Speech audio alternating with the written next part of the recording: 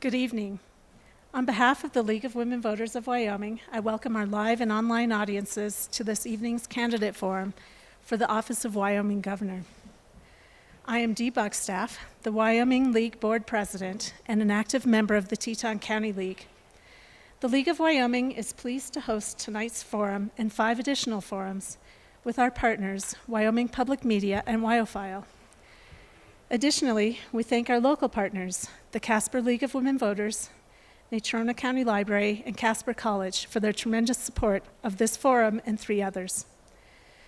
The League of Women Voters of Wyoming is a nonpartisan grassroots organization that is part of the National League of Women Voters, which was founded in 1920.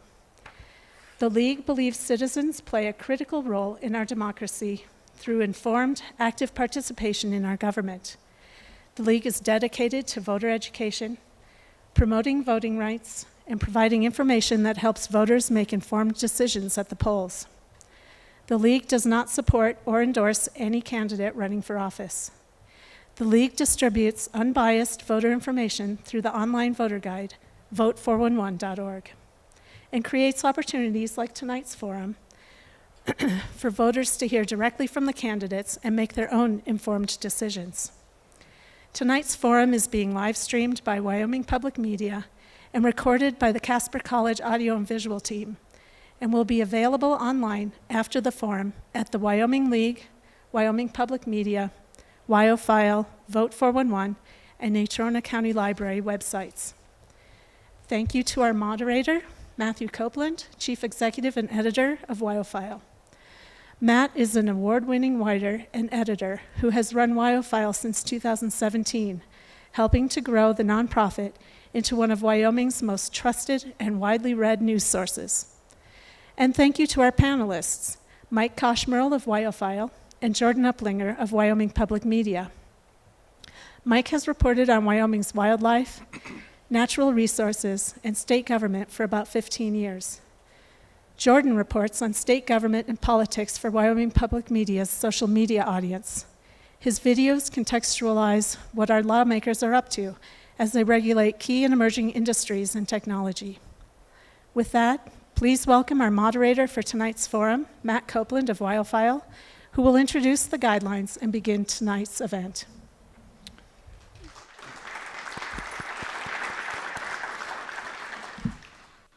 Good evening. My name is Matthew Copeland, and I have the privilege of serving as your moderator this evening. The purpose of tonight's forum is to introduce you, the voter, to the candidates who hope to serve as Wyoming's next governor. Joining us tonight are 2 of the 4 Republican candidates, Eric Barlow and Megan Diggenfelder. Brent Bien and Kurt Blake were unavailable. As the Democratic candidate Kenneth Kasner and the Constitution candidate Joseph Kibler are running unopposed for their party's nominations, they were not included in this primary election forum. The Republican candidate with the most votes in the primary election will move on to the general election in this statewide race. Tonight's questions have not been shared with candidates in advance, but the candidates are permitted to use notes. Each candidate will have up to a minute to make an introductory statement before we begin. Following their introductory statements, we'll then ask questions. Each question will have a time limit of 1.5 minutes or 90 seconds for the candidate's response. Questions will be followed by the candidate's closing remarks, again for up to a minute. We'll alternate who will answer each question first. We ask that the candidates be respectful and courteous. As this is a forum and not a debate, please answer the questions for yourself, avoiding personal attacks on other candidates, and address your answers to the audience. Our timekeeper will advise you when 15 seconds remain and when time is up. I'll stop you if you go over time. Please don't hesitate to ask me or any of the panelists to repeat a question. Candidates, please turn off your cell phones if you haven't already. Candidates are not allowed to use earbuds. Audience, in addition to silencing your cell phones, we would ask that you not clap or vocalize either your support for or your displeasure with the information being presented. Private recording of the forum is not allowed. First, we'd like to start with an introductory statement.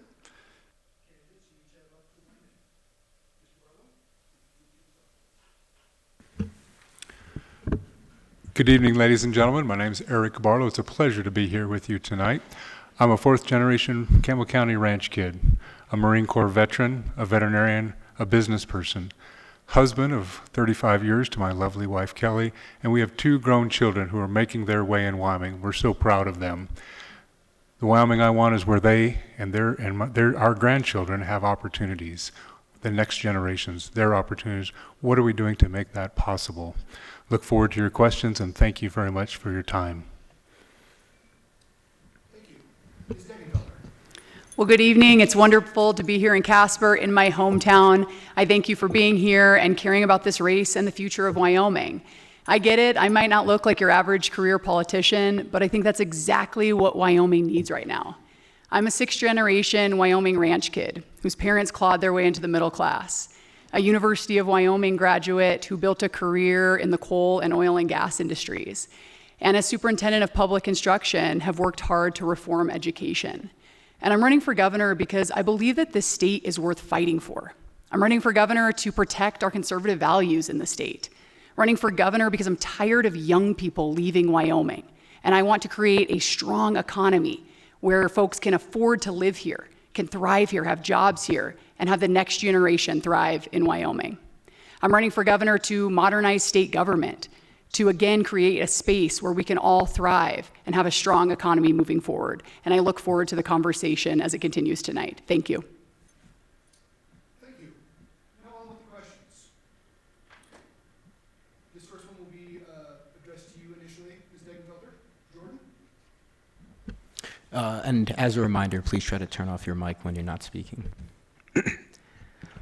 What do you see as some of the biggest challenges facing Wyoming, including lesser-known issues, and how would your office address those challenges? Well, number one is affordability. Can people afford to live in Wyoming? Can they afford to buy a house here? Can they afford health care? Do they have access to health care? The availability to make ends meet in the state of Wyoming is paramount to our people here. And so the role of the governor is to create an environment where our private sector can thrive, where we can truly chip away at the cost of living, whether it be around housing or healthcare, or reducing the scope of state government to ensure that state government is working for the people. That's exactly what I've built during my time as state superintendent of public instruction, and that we need out of this next governor.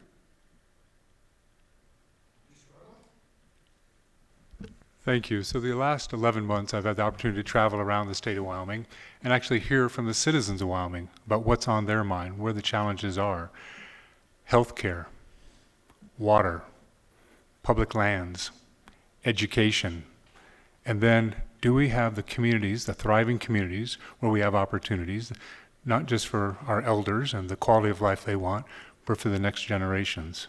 And do we have the economy, the industries here that support the jobs that our youth need and want? All those things tie together. They tie together in a package that we have to work together on.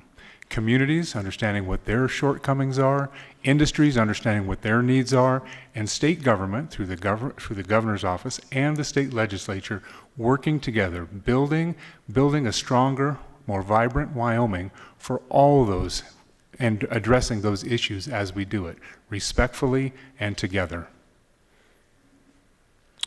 Thank you. Mr. Barlow, you'll answer this one first. Mike? The governor works with directors from some 40 specialized state agencies. What experience do you have that'll help you ensure they're accomplishing what they're mandated to do? Thank you. So I've been a business person. When you're a business person, you have folks that work for you, and you interact with folks who work on behalf of you, whether they're contractors, employees, etc. I've also been in the Wyoming legislature for the last 14 years. So I've built a respect and an understanding with many of the folks who work in our state agencies. Now the directors, certainly the governor is responsible for selecting those people and going through a confirmation process with the Wyoming Senate. Those are folks that have to have the utmost integrity. They have to have knowledge in the areas that they are responsible for.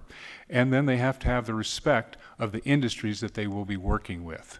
So that basis I have in the Wyoming legislature, my basis as a business person working with folks to accomplish meaningful things for the success of my business, more importantly, for the success of their missions, I think that will give me a great advantage in moving forward and being a chief executive that has strong, meaningful partnerships with the agencies that work on behalf of the citizens of Wyoming. Ms. Degenfelder? The role of the governor truly is to set a vision for the state of Wyoming, and then it's also to govern, to lead state agencies in executing that vision. It's not just to have the big ideas, but then how do we actually get it done? I spent my career first, again, in the mineral industry, where I had to work alongside of federal and state bureaucracies and figure out how we work through these complicated processes to be able to develop more energy and do more for the state of Wyoming. And so I experienced it in the private sector of how we can often have delays and bureaucratic red tape that doesn't need to be there. And then I entered as superintendent of public instruction, running one of the state's larger state agencies the last 3.5 years. And recognizing how we lead state government is all about getting our agencies, our bureaucracies in line with the vision and motivated to get to yes. This isn't about just being that I'm here with the government and I'm not here to help. This is about how do we get to yes? How do we make things easier for the citizens that we are serving? And it's about being a leader that folks within state government want to get on board with, want to follow, so that we can properly execute. Because I'm not interested in just talking about these problems. We have to get them done. And that starts with our state agencies being quicker, making things more cost effective, and truly delivering to the people of Wyoming. Thank you. This next one, we'll start with you, Ms. Degenfelder. Jordan? Wyoming has one of the lowest rates of young people returning to the state after college to work. As governor, what can you do to help address this brain drain? What would you say to parents who are worried there isn't a job here for their kids? We keep young people here in the state of Wyoming. We start by letting them lead. We need the next generation to step up and be a part of these decisions that we're making. Because the decisions that are being made with policymakers right now, my generation is going to have to live with those consequences. And how we do that, how do we keep young people here? Well, we start with making it more affordable. If a young family cannot afford to buy a house or have medical care or deliver a baby in an OBGYN desert across the state, we can't expect them to stay here. And so that is reducing cost of living here in the state of Wyoming. That's creating good, high-paying jobs based on the industries that we're really good at and leaning into that value chain and looking how we can expand things like processing and manufacturing. And then it's building a strong education system. Too often in these conversations, we don't start by talking about education. That is foundational to solving all of these problems that we're talking about. And so building an education system where we're not preparing for students for jobs that don't exist in Wyoming, but pathway options, vocational, career, and technical education options that are all about jobs and the needs that we have here in Wyoming. So they feel empowered, excited to stay in the state of Wyoming. Our future depends on it. Mr. Barlow? Thank you. So in the course of these last 11 months, we've had 18 sit-downs with young people, young professionals, college-age folks, high school kids, and literally listen to them. Listen to what was on their mind. One of the most profound, two profound moments I'll just share with you. One happened in Casper, Wyoming, and it was a group of graduating seniors and some underclassmen, and the very last young lady said, "I don't think Wyoming wants me here." That was heartbreaking. So we dug into that for a little while. It's about the dialogues we're having. It's about us treating each other respectfully and civically, and it's about what they see as opportunities. What is going on? The second one was in an event in Gillette, and these were firefighters. I was the oldest person in the room. That was heartwarming. It was heartwarming. There were 4-year-olds and 5-year-olds and babies and young couples there. It was amazing. And so they're having that, engaging them, finding out what their needs are, what they're looking for, and then yes, they need a robust economy. They need thriving communities, and they need a government that stays out of the way when it's important. Thank you. Thank you. These next two questions are about mental health resources, and we'll stay with you to begin, Mr. Barlow. Mike? Wyoming has consistently ranked as a state with one of the highest suicide rates in the United States, which viscerally demonstrates the need for something to change. How could the office of the governor take a leadership role in paving a new pathway to support Wyomingites in crisis? Yeah, suicide touches almost every family in the state of Wyoming. I wear 2 bracelets on my wrist, one for suicide 988 and one for dementia, because families in my community have been impacted by it, and they asked me as a legislator to continue to work on it and do something about it. So in my legislative tenure, we've absolutely added more resources to the mix, more community mental health services. We haven't been able to fund the 988 hotline like we should, but absolutely I'll advocate for that so that we have resources and there's a place for anybody in the state of Wyoming to reach out when they're in crisis. And then we actually have to build the rest of the chain. We do not have a place in Wyoming for adolescent crisis intervention. Not for the inpatient care type stuff. We've got to change that. We are sending our babies out of this state for that kind of care. We can do better than that. We must do better than that. My community is one of those communities that has had tragic suicide losses, and then another loss, and then another loss. As you know, there's a trend that happens in these things. We have people that care deeply, whether it's in the veteran community, or it's our youth, or actually, I lost 2 high school classmates last year to suicide. My high school classmates took their lives. We must do better. We will continue working to do better. Thank you. Ms. Degenfelder. Our rates of suicide in the state of Wyoming are unacceptable. We have to protect life here in the state of Wyoming. This is something that I care deeply about and that I've delivered on as state superintendent of public instruction, because we're seeing it happening earlier and earlier. It's our youth, it's hitting our classrooms, our young people in the state of Wyoming. And so we have to have real solutions. Number one is we have to change and move away from the stigma around mental health and recognize that this is healthcare. We need, number one, to provide more providers in the state of Wyoming when it comes to mental health services. We need to create more upstream efforts to be able to identify, particularly as I talk about students and our work there. We created the GRIT framework, which is all about how do we have preventative care, how do we identify, how do we work with parents, and then we refer out and we get them the care that we need. And the pilots that we executed during my time as state superintendent have been incredibly promising. We are seeing fewer and fewer students that are contemplating suicide when they have the supports that they need in place. And when we give them avenues to be excited about what's going on in their life. When it relates to our students, too many of them are in a classroom and they don't see a future. They are a square peg that's being pushed into a round hole. And so giving them those pathway options, making them excited, and then making sure that we are responding to those kids, we are identifying and not letting a single one of them fall through the cracks. Thank you. We'll stay with you for this next question. Jordan? Wyoming's youth are also struggling. How would you address the need to support youth mental health and wellness across our state? And I got ahead of myself there because that's exactly what I was speaking about. And again, I think all too often in government, we focus on how do we solve this issue today? How do we do a Band-Aid approach? And we are not looking upstream, because our youth, that is the future of tomorrow. And that is who we should really focus on, particularly when it relates to mental health. And so again, what we really focused on was creating this framework approach of that we're doing it all. We're having preventative tactics. We are working on identifying a student. We are looking then at providing those resources within the parents and then referring them out. But all too often, that approach gets stifled when we talk about referring them out. And we're now to a workforce issue within our healthcare system.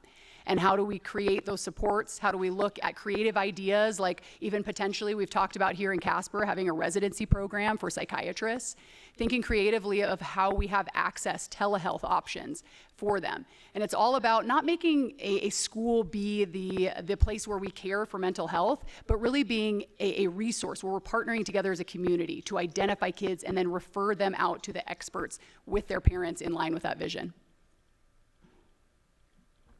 Mr. Barlow. Thank you. So some of this was covered in the previous question, but we'll go a little different angle. So as you know, K-12 education is serving 92 plus thousand kids in Wyoming. That's a really nice intersection to have this conversation. And that conversation is happening right now in the legislative process about what type of services should we be offering in through the schools to connect parents and kids with the resources they may need. My community, Campbell County, has a kids clinic, a clinic that is embedded in the school system in partnership with the hospital, and they have counselors specifically for those children. Obviously, with parental consent, those children have access to services in a medical facility, in a behavioral health facility, and they're supported in that with transportation to the facility during the school day, if that's appropriate, and then their siblings also get access to those services. So there are programs around the state of Wyoming who are doing unique things and meaningful things that will make a difference for Wyoming's children and Wyoming's future. Thank you. Ms. Degenfelder. Oh, sorry. So these next two questions are about healthcare in Wyoming, and we'll begin with you, Mr. Barlow. What efforts, if any, will you take to recruit additional health insurance companies to enter the Wyoming healthcare marketplace? Yeah, thank you. Healthcare is challenging. I'm self-employed, which means I'm self-insured, which means it's dang challenging to have healthcare in Wyoming. A lot of folks are in that. A lot of small business folks are in the same pinch because they too are trying to look out for themselves and their employees. You know, we've already opened up the across the border stuff. That's already available for health insurers to come into Wyoming. They're choosing not to because our risk pool is so small. Our population is aging, fastest aging demographic in the state. Is there more we can do? Yes, we can do more. Right now we have, some challenges with the federal government, with this pendulum we have with the Affordable Care Act and some of these things. So we have some frustrations going on right now that have a federal nexus. But Wyoming, we've had a an insurance pool that takes on those high-risk folks. That continues to be available, but it's not being used at a rate that probably is meaningful anymore because of that federal nexus. So there are things that need to be done, but this is about, like a lot of things in Wyoming, we actually have to get people to the table and talk about it. So I've committed to employing a healthcare strike team. On the day after the primary, when we're successful, we'll initiate that with providers, with payers, and with patients, and we'll chart out a path so that there is action being taken the first days of our administration. Thank you. And now on to you, Ms. Degenfelder. Well, healthcare is incredibly personal to me, as everyone in this room. I'm sure that it is. I'm a cancer survivor myself. My husband works in healthcare, and I lost my mother far too early because of access and wait times to be able to get the care that she needed. And so when we talk about healthcare in Wyoming, we have a cost problem and we have an access problem. And so we have to address both of these. And as we talk about additional insurance companies coming into the state of Wyoming, it's incredibly difficult here. It's too dang expensive. And so number one is working with them of how do we get overall costs in healthcare down so that we can attract more companies to be here. But it's also about not losing the ones that we already have, looking at creative solutions and seeing, do things like the reinsurance program that other states have piloted, does that work here in the state of Wyoming? Really thinking outside the box on some of these solutions, because let's face it, our premiums are too high. There are too many uninsured people in the state of Wyoming, and it's because these premiums are too high. And your younger families, they're selecting not to even have health insurance. And so that just pulls even more on those folks with high costs that we have to be able to cover. And so it's about not only attracting other insurance companies here to the state of Wyoming, but not losing the ones that we have. And so healthcare has got to be top priority for the next governor. It will be for me. Thank you, and we'll stay with you, Jordan. About 20% of Wyoming's population is age 65 and older. What solutions could the state implement to address access, cost, and quality of elder care in our state, including memory care, long-term care, and assisted living? Well, number one priority is keeping our aging population in their homes as long as possible. That's where they want to be, and that is the most cost-effective option that exists. And so how do we keep our elderly population in their homes? We have to think creatively about how we provide more regionalized coordination of care, more specialization. How do we think creatively around getting care to them, meeting these folks where they're at in their homes? That starts with EMS services. How do we think about some of that diagnostic care or ongoing care that could be done in a home by an EMT? How do we also think more about telehealth options? How do we, again, meet them where they're at? When it comes to telehealth, though, some statewide surveys that have come out have showed that the biggest obstacle is broadband access. Folks don't have stable internet connections. So how do you create types of internet access across rural Wyoming? How do you create more kiosks and more availability within community centers and libraries for folks to be able to access? And then with all of this, no matter what population we're talking about, we're struggling with workforce. So we could have all these programs and all these initiatives in the world, but if you don't have any providers, if we don't have any nurses, then none of it matters. And so we have got to target kids that are in the 8th grade today. Well, not right now, they're in the summer. But how do we reach those 8th graders? How do we create the HOSA program, which is a career and technical education student organization that's all about healthcare pathways for students? We've got to start building that workforce pipeline, make sure there are providers that can provide this care we're talking about. Mr. Barlow. So on Monday, I was in Park County visiting Cody Regional Hospital. They have a long-term care facility with them. They can only accommodate 2/3 of that population that they have beds for because they don't have enough workforce. And so they talked about all the efforts they're undertaking with the high school kids, with the community college, all those things, and it's still a challenge, still a challenge.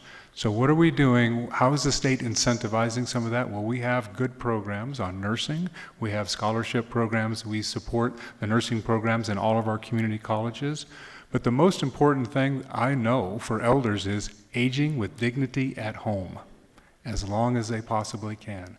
And that's services that are provided through the senior services districts, and those are around the state, special districts. We were just at the senior center in Douglas today having lunch.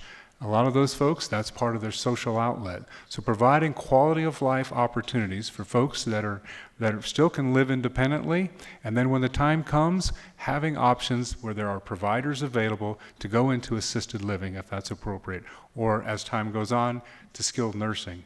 70% of the nursing home beds in Wyoming are paid for by Medicaid. Medicaid under-reimburses. That's on the state of Wyoming to step up to make sure that they're reimbursing properly so that those folks can hire the providers that are needed in a meaningful way. We'll stay with you for this next one, Mr. Barlow. Mike? The federal government is about to step in and dictate how Wyoming and 6 other states will share the Colorado River. The agriculture industry uses 80% of Wyoming's portion. What role would your administration play, if any, in supporting Wyoming's agricultural industry while addressing the realities that water shortages bring? Yeah, so Wyoming absolutely will be at the table with me as governor. It's not just agriculture, it's our trona industry, oil and gas industry, our communities in the southwest part of the state that are impacted by the challenges we have with the Colorado River Compact. Now, certainly, we would much rather have a negotiated approach, and Wyoming's interests would be taken care of there. If it goes to the federal government and they aren't looking out for Wyoming interests in a meaningful way, then we'll have the courts to fall back on. The last and the worst option, obviously, but that may be the way Wyoming has to go. We're in a challenging time. Drought is real. Water is not in abundance right now, but good policy can be if we sit down and do the work. I do not want the federal government running this ship. Wyoming will be at the table, and hopefully we'll get that accomplished with our neighboring states. Ms. Deckenfelder. Well, when it comes to water, and particularly the Colorado River, Wyoming won't just have a seat at the table, we will be at the head of the table. We need to drive this conversation because for too long, these downstream states have been stealing our water, and we're not going to stand for it anymore. I've built my career as a negotiator in the mineral industry. That is what we need to handle this issue. And we've got to do it quick. Because as it starts to fall into the hands of the feds, as they're going to step in and take over, we need Wyoming to not be low in the pecking order when we talk about rights with the Colorado River. And having the relationship that I do with the Trump administration, I'm incredibly honored to have his support and endorsement in this race. Being able to work with the Trump administration, our allies in the United States Congress, that is how we get it done. We make sure that Wyoming is control of these decision making and we are not overrun by downstream states. Now, water in general, it's not just about the Colorado River. I think that we need to broaden our task force that is focused on the Colorado River to talk about water across the state of Wyoming. We have aging infrastructure in this state that we desperately have to invest in. Now, that's not sexy. Most politicians, they like a nice ribbon cutting on the front page of a newspaper. But we have got to invest in our infrastructure so that we can conserve water here in the state of Wyoming, and we are not allowing those downstream states to take advantage of us. Thank you. These next two questions are about energy, and we'll begin with you, Ms. Degenfelder. According to the U.S. Department of Energy's 2025 U.S. Energy and Employment Report, Wyoming's energy sector employed 516 people in wind and solar jobs. By comparison, our neighbors, Utah and Colorado, hosted over 9,000 and 17,000 respectively. Whether in absolute terms or on a per capita basis, Wyoming's clean energy job sector lags our neighbors. In your view, is Wyoming missing an opportunity to attract well-paying jobs and the associated economic investment activity of the clean energy sector? Look, what I'm interested in when we talk about energy, our mineral industry that we have here in the state of Wyoming. That is our bread and butter, and we have the resources here. And so I don't even know why we start to talk about all of these other sources that are going to take subsidies to even be able to survive, and we're not focusing on developing more of our natural resources here in the state of Wyoming. We have not leased new coal in over a decade. That's a problem. We have oil and gas reserves across the state of Wyoming. We have the nation's largest reserves in things like trona, bentonite, uranium. Rare earths were at the top of the list. And so what we need to do is stop trying to move away from the industry that literally keeps this nation running, that keeps Wyoming running. We need to focus on what we're good at. And I'm a free market economist. I have a master's degree in economics. You give me an industry that can compete on an even playing field, then we can have that conversation. But right now, I'm not interested in subsidizing industries that are competing with the very ones that keep our state running. And so my priority is very clear. We're going to produce more Wyoming energy in the state of Wyoming. Thank you. Mr. Barlow. Thank you. So I think energy demand, we talked about some of those statistics. Well, energy demand is also looks remarkable for the future of Wyoming. Every electron matters. The source, we can have a discussion about the source, absolutely. Our traditional fossil fuels are meaningful, but now folks are talking about geothermal. They're talking about nuclear and investing in those things. And certainly I have my reservations about where we are with the renewable space because of federal policies.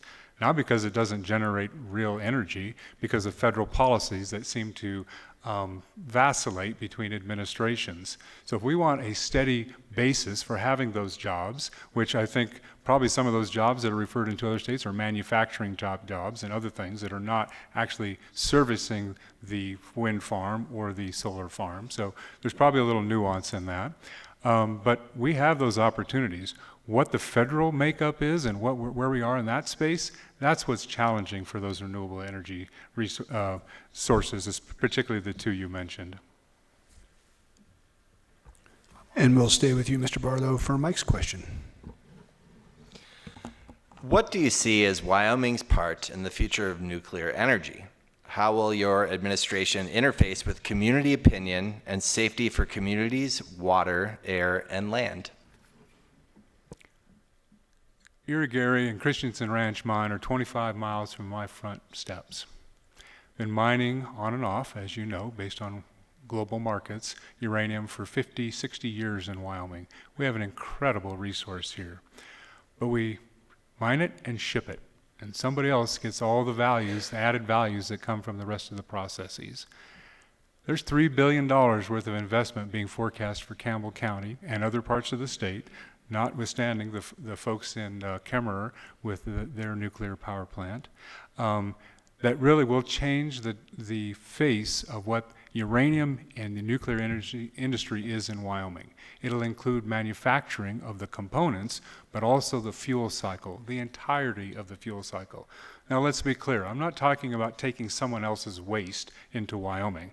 I'm talking about taking the raw product, building the fuels, and building the equipment and the resources and the trained people to go with that industry in Wyoming. It is meaningful. Our federal administration is certainly in favor of this, and Department of Energy is putting a lot of resources toward this. Wyoming is encouraging it as well. As you know, we've taken some energy matching dollars and and helped bring a company to Wyoming that is making a significant investment in Wyoming. The future is bright for nuclear energy, and Wyoming will be a big part of that. Thank you. Ms. Degenfelder. Well, Wyoming is the energy capital of the world, and I intend to keep it that way. And so there are exciting opportunities when it comes to nuclear energy in this state. Now, I want to be clear, we will not become a waste dumping site for this country when it comes to spent waste. We will not. And so we need leaders that are willing to hold the line there and make sure that protection is in place, and then move forward on the opportunities within this industry. We can look too, not even just within nuclear, but building out within the industry, looking at processing capabilities, uranium, our manufacturing sector that can help to support the industry. And so there's opportunities there. We need to ensure that we have a governor that understands energy and is going to make sure that we are in the driver's seat as it relates to waste storage. Ms. Degenfelder, we'll start with you for this next one from Jordan. Wyoming's top 5 statewide elected officials, including the governor, are tasked with managing school trust lands and investments to maximize state revenue through leasing. How will you balance local opposition to these projects against the board's mandate to maximize revenue? So as you mentioned, we do have a constitutional obligation. We are fiduciaries, and we have to maximize revenue on state lands to pay for this common school. Now, that's long-term gain for the beneficiaries. And I think sometimes we don't have that conversation enough. It's not just $1 today, and we don't care about the future tomorrow. This is long-term gain for beneficiaries in the state of Wyoming and how we maximize that revenue. And so that's the balance that we have to strike. We have to make sure that we are looking at long-term implications, and we're making sure that we're not destroying our state land today so that we don't have future revenues that can be gained off of those lands. And so having that approach always at looking at how do we look at that opportunity, but how do we look at the long-term gain? And how do we make sure that we are involving communities every step of the way? With a few different issues that have come to the State Land Board, I think in the last few years, it's really brought a lot of attention that we need to review and we need to update our processes. We need to do better when it comes to getting more voices of local communities that are engaged in that process before it even gets to that land board meeting. And that's exactly what I'm committed to do as the chairman of that board. Mr. Barlow. So I've had interactions with the State Land Board and the Office of State Lands for 30 years on my family's ranch. And I've had my share of frustrations about the current state of the law and the interpretation of that law. I also have had my concerns about whether the Office of State Lands, which supports the Board of Land Commissioners in that role, in that constitutional role, whether they have the resources they need to inform the board and to engage the stakeholders, whether it's communities, landowners, lessees, whether they be mineral or grazing or wind, whatever those lessees are, engage the folks that actually have to make decisions, business decisions, life decisions about what's happening on state trust lands. No question, it's an obligation to do it well for the long term. And I believe that we have to make sure we're resourced well, we engaged well before big decisions are made. You can, in this community and other communities around the state, there's lots of controversy that's come around about state lands and the role within the larger matrix. How does this fit in with the private lands? How does this fit in with federal lands, et cetera? So we need a better conversation, a different approach, a well-resourced approach to make better decisions. Thank you. And you'll be first, Mr. Barlow, for this next question from Mike. Wyoming's housing shortage has become a major challenge in recruiting and retaining essential workers. As a member of the State Loan and Investment Board, you will vote on infrastructure projects throughout the state. How will this shortage influence your decisions when considering projects that could increase housing opportunities in our communities? The programs that the State Loan and Investment Board has are legislative programs. They have to be funded through the legislature. Or there's some other mechanisms, but that's the principal mechanism. So it takes engagement from our communities. And it doesn't matter whether you're in Meeteetse or Manderson or Rock Springs. All communities have a little different need when it comes to housing and the infrastructure needed to support housing. So if the SLIB board has the resources to move forward, then absolutely having that conversation, that understanding of what the community's needs are is powerful, and it will make a difference. There's another mechanism out there that's not dependent on the Office of State Lands Investment. It's called consensus grants. Folks may remember these from in the early teens, 2000 teens. They were consensus grants, and this is where communities, i.e. the county, and the cities and towns within that county came together and said, what are our priorities for the future of this community? And it may be infrastructure, it may be a particular type of road or sewer or water, and then that makes them, and then they come and they put forth an application that says we're going to work together to do something meaningful for our community. Housing is one of those things that benefited greatly from that. Thank you. Ms. Degenfelder. Well, this isn't simply just a revenue problem. We've seen this with the State Land Board, the State Loan Investment Board that I serve on. The legislature appropriated $5 million for housing. We had $25 million in requests that came in. It's like a Band-Aid approach to an issue that we're not actually solving. So it's not just about grant programs and money shifting around. It's about, from the governor's office, setting a tone, creating that initiative around housing of where we are headed and how we are going to lead when it comes to housing, how we increase the availability and we increase the affordability. And there's a lot of different work going on with housing authorities, even with the Business Council. But there needs to be leadership there that brings that all together. And we talk about, number one, how do we deregulate across our communities? Some have done a really good job, but it's all over the map. How do we work with communities to do that? Number two, how do we create funding for baseline infrastructure, not just handouts to developers, because again, we're not solving that ultimate issue, but actually investing in curb and gutter and water sewer projects that make it more affordable for developers to then come in and develop. And so that should be the focus area. We need leadership, not just funding and grants that come to the board, but actual leadership about where are we going, how are we going to fundamentally solve the issue that is housing in the state. Thank you, and you'll be first for this next question from Jordan. Wyoming is a local control state. At the same time, there have been several notable instances in recent years where the state legislature has blocked municipal and county governments' regulation and policies. What do you see as the limits and boundaries for state interference or control in issues such as land use, zoning, industrial locations, and taxing authority? Well, I think the best government is the government that's closest to the people, and that's always how we should operate. Now, we should have a relationship collaboratively with our local governments at the state level, and this is exactly what I was talking about in my previous response, of how do we bring our local governments together with the state government, and how do we share best practices? Who's doing what in terms of deregulating when it comes to issues like housing?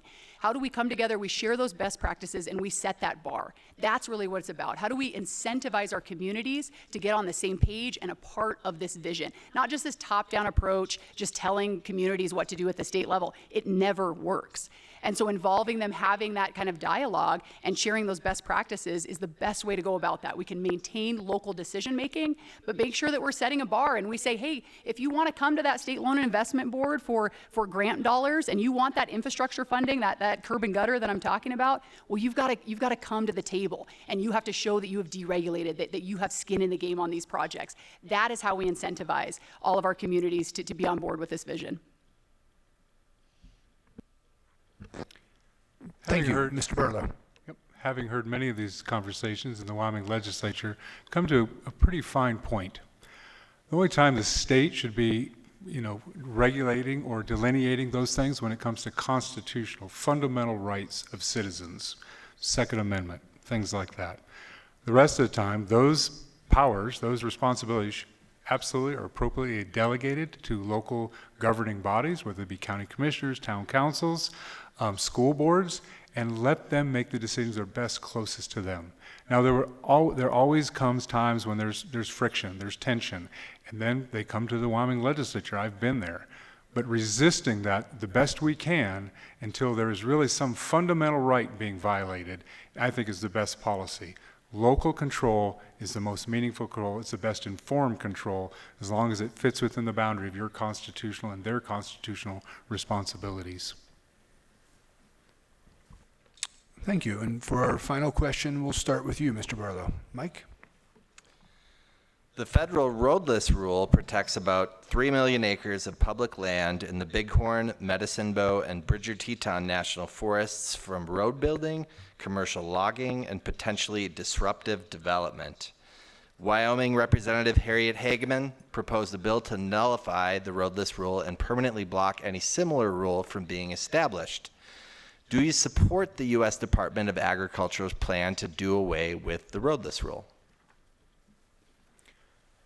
So the roadless rule has to do with public lands, and public lands are so important to the people of Wyoming, important to our industries, our mineral industry, our agricultural industry, recreation, tourism, and how we treat those lands, how we steward those lands is so important. Now, I'm an agriculturist, and if I don't take care of my land, it can't take care of me. It can't help me make a living by harvesting grass that turns into protein. So we have to be good stewards of our land.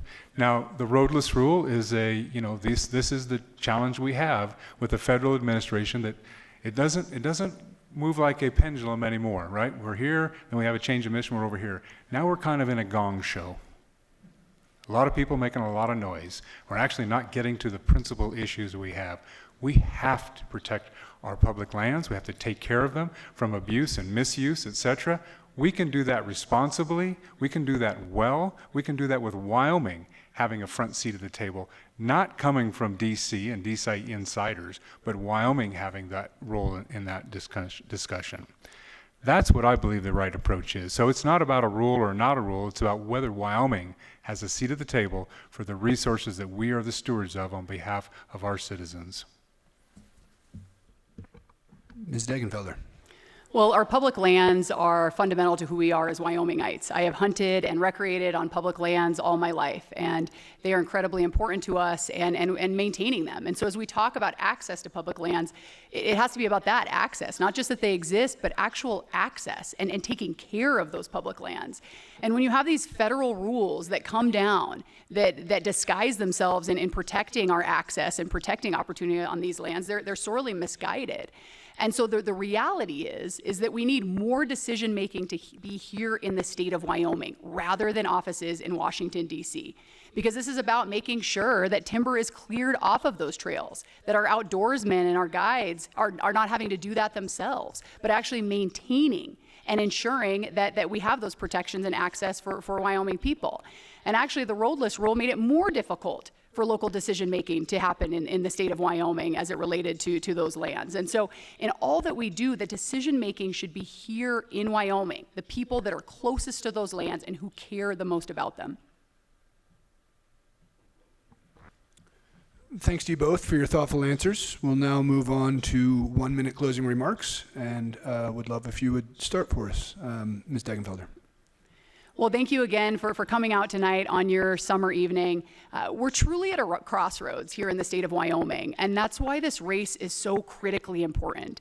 And we really have a decision to make. If we're going to accept the status quo, if we're going to tread water in the state of Wyoming, or if we are going to decide that we are meant to lead, and lead boldly and unapologetically. Because folks all around this country are desperate for leaders across states, not from the federal government, in states, to stand up and take control of our future. When Wyoming granted women the right to vote, we didn't give a rip what any other state thought about it. We said, this is what's best for Wyoming, and we're going to do it.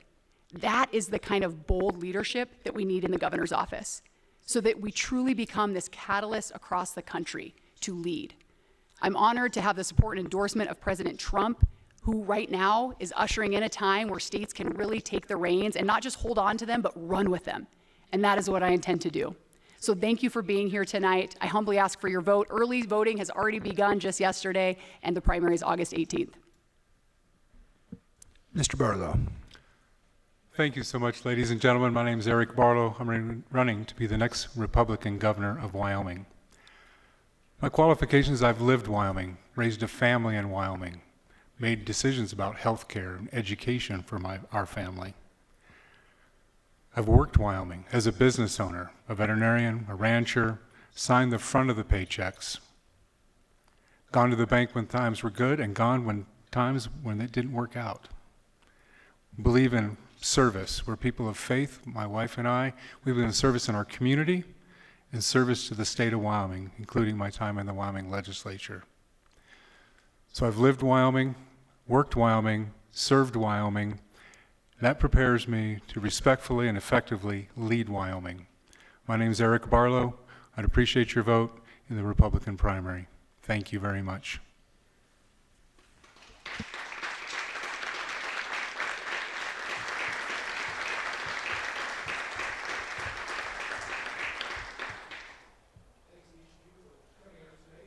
Any for questions and for providing so much information about what your administration would do if elected as Wyoming's next governor. Dee? Please join us live or virtually tomorrow night, right here, for the United States Congressional Race Forum. Remember that the forums are being recorded and will be available on the Wyoming League of Women Voters, Vote 411, Wyoming Public Media, and WyoFile's websites. Voters, please check out vote411.org. It is an online voter education information system where you can enter any address and view your ballot, as well as federal, state, and local candidate information. The primary election is Tuesday, August 18th. Call your local county clerk's office to confirm that you are registered to vote. If you did not vote in the general election in 2024, you have been purged from the voting rolls and will need to re-register. After the 2024 election, 86,000 Wyoming voters were purged from the rolls. Call your clerk's office to confirm the proper identification and proof of residency documentation necessary to register or re-register. Early voting began on July 21st at Wyoming's local election offices. And finally, thank you for joining the League of Women Voters of Wyoming, Wyoming Public Media, and WyoFile tonight. Thank you and have a good evening. And thank you for coming.